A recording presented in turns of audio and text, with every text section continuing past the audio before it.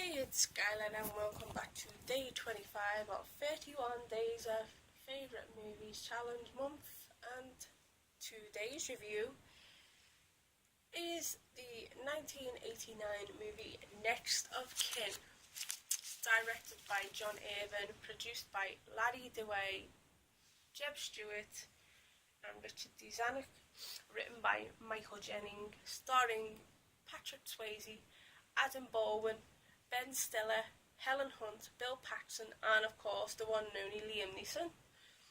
Music by Jack Nitzsche, Larry Gatlin, who done the song Brothers. Cinematography Stephen B. Poster.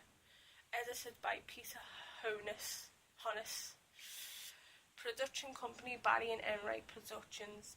Distributed by Lorimar Film Productions, Warner and Warner Brothers Pictures.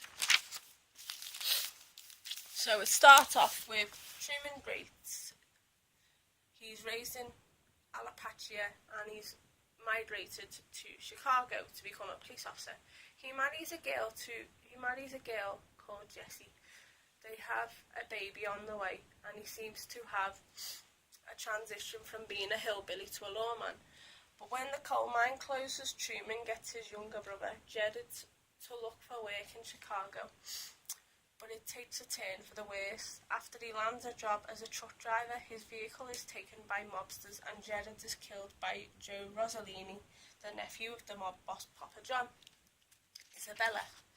Truman returns to Kentucky for the funeral when his older brother Briar Gates says that there should be a mountain blood feud. Truman tells him that the police need to deal with this, but Briar declines and instead travels to Chicago in search of his baby brother's killer. Then Truman is desperately trying to solve the crime before Briar puts the law into his own hands. Truman approaches John Isabella and tells him the mountain code and says that whoever killed his brother to surrender peacefully, as it would save a lot of trouble. But John refuses on principle, and Truman has no other choice but to continue his investigation. Briar arrives in town and gets a room at a flop house, but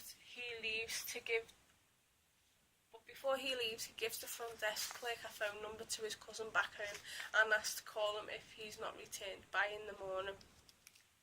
So Briar goes looking for information on the man that killed his brother and finds the local mob at a hangout.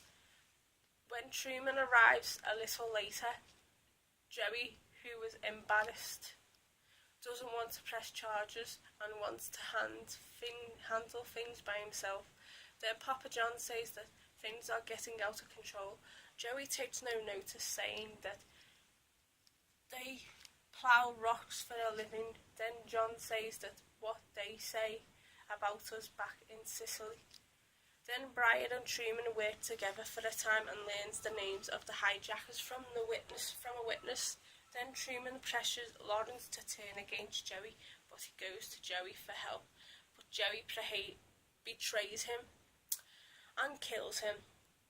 Lawrence's body is found and it's evident that he's being tortured, but evidence points to Briar. Joey goes to Papa John, who is very sad by his son's death, and puts a hit on the supposed culprit, Briar. Then breaks into the trucking company and has a gunfight, and Briar gets shot twice, fatally wounded, and then dies in Truman's arms. When the desk clerk hears about Briar's death on the news, he calls Briar's next of kin. Then Truman and the police find out that the evidence was planted on Briar and his death was an ambush, but with no proof. Truman calls it quits from the police force and goes after the mob himself. The Gates family gathers together and travels to Chicago to begin a war against the outfit. Truman goes to the restaurant and throws one of Joey's guys out the window, and Joey comes out and it's painted "You Forgot One" on Joey's car and says he's going to murder Truman but doesn't get any permission by his uncle. Then Truman brings the crew to the cemetery and a battle ensues. The battle commences and the Gates clan arrive and they start a war. Then Truman pins Joey on the ground with a knife to his throat and is stopped by Papa John Isabella, who has the Gates family held at gunpoint and tells Truman to drop the knife and to move out of their way.